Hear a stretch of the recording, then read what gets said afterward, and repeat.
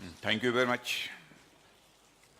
My warm greetings to our esteemed guests, defense ministers, senior defense officials, and dignitaries from around the world.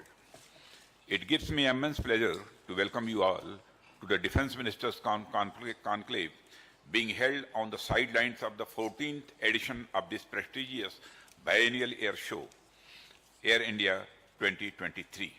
I hope that your stay here is pleasant and memorable. The conclave is aptly named Shared Prosperity through Enhanced Engagements in Defense with the acronym SPEED. Quite rightly so, as this conclave is being held on the sidelines of Aero India with the jets flying by. On a more serious note, the acronym characterizes the era we are living in, where geopolitical and security realities are shifting at a hitherto unwitnessed speed. To respond to such fast-paced changes in our world, we have to collaborate in real time with our friendly partner countries. And this is broadly what the conclave is about. Excellencies, in the past, the pace of change in circumstances was usually very slow and mostly had only a local impact. But today, any major change in the domain of economy, security, health, and climate has global reverberations. When peace and security of any region is threatened, the entire world feels its impact in multiple ways. As I mentioned earlier, we sincerely believe that real-time engagements between nations are necessary, considering the increasing pace of the changes all of us are witnessing.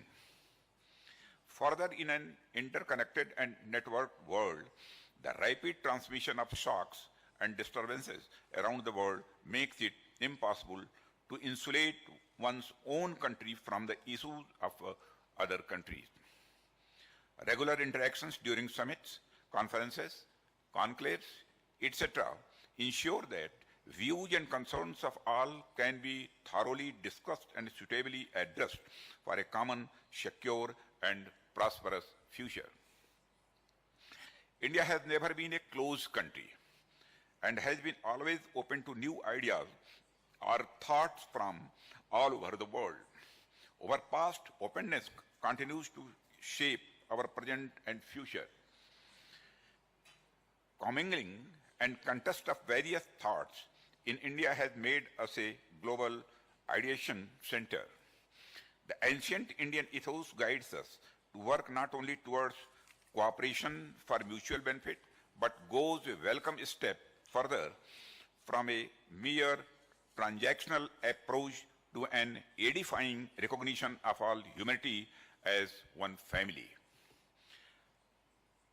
Untethered to any faction or alliance of one group of nations against another, we have worked ceaselessly for the upliftment of all nations, developing ones in particular. India has always stood for a rule-based international order in which primordial instinct of the might being right is replaced by the civilizational concept of fairness, cooperation, respect, and equality amongst all sovereign nations, big or small. History has vindicated our approach time and again. The most recent example is the COVID-19 pandemic, which originated in one country, and in no time it had a devastating impact on the whole world. But the global collaboration to counter this pandemic holds so much promise for the future. Dear friends, this recent crisis has once again underscored the point that we are all in the same boat. We either sink or swim together. The shared prosperity of the world requires greater coordination among all nations in diverse areas, of which the domain of defense and security is one of the most important.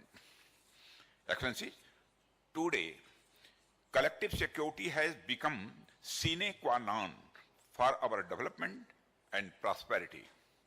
Terrorism, illegal arms trade, drugs smuggling, human trafficking, etc., pose significant security threats to the whole world.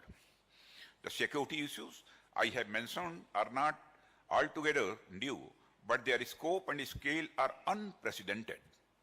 Therefore, to counter these threats, there is a need to devise new strategies for our current reality.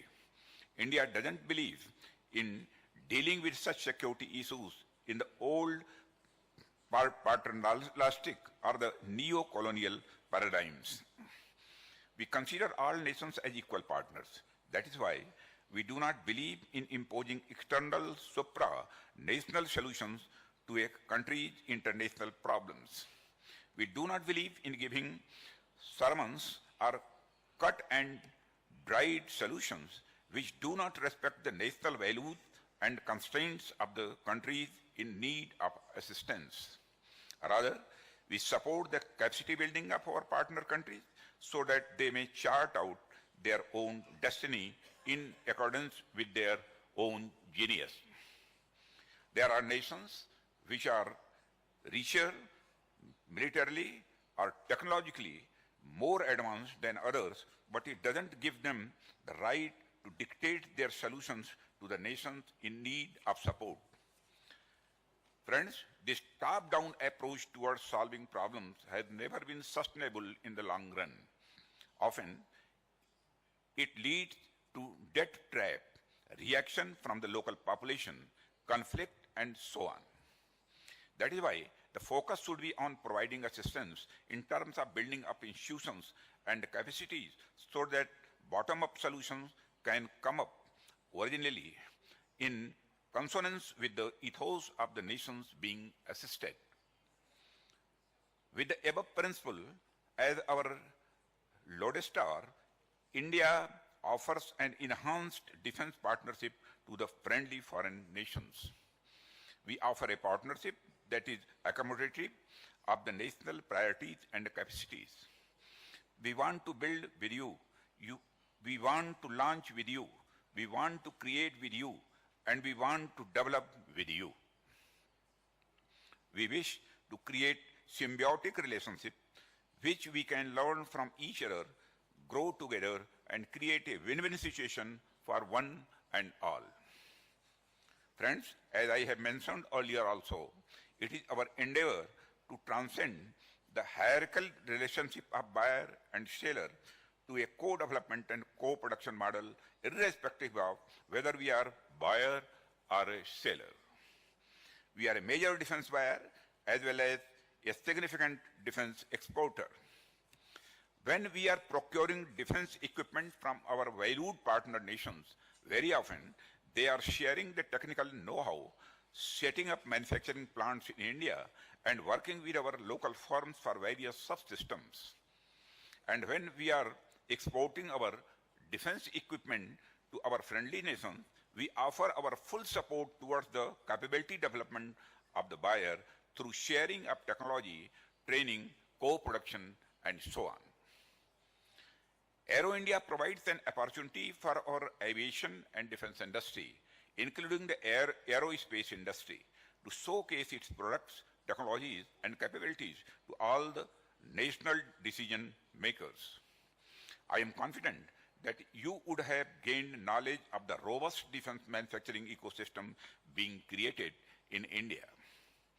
At the same time, we hope to get to know more about our requirements and expectations from us through your inquiries, comments, feedback, suggestions, etc. This will give us and our industry a significant learning opportunity. And let me assure you that every query, suggestion, or feedback from our valued partners is taken very seriously. We therefore look forward for your active participation as equal stakeholders in the Aero India 2023. Excellency, I once again extend a warm welcome to you all for this conclave and thank you for joining us here. We look forward to constructive and fruitful discussions. There is an old saying which says that family that eats together stays together.